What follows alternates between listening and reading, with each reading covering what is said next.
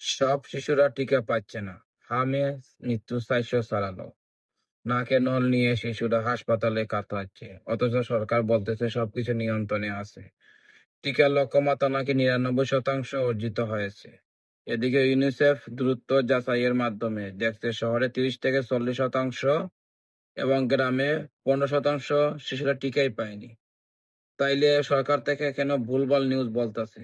মানুষকে কেন এরকম করতেছে বুঝতাছি না।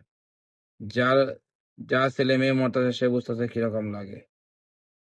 কি আর বলবো রে ভাই, এই একটা দেশ।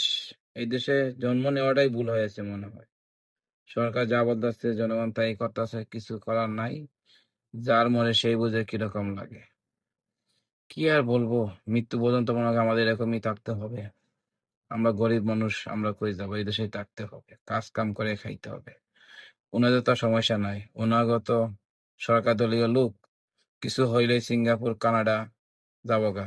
এদের পাশে ইন্ডিয়া আছে। আমাকেও তো কিছু করার না, আমাকে এই দেশেই থাকতে হবে। দেখা যাক কি হয়।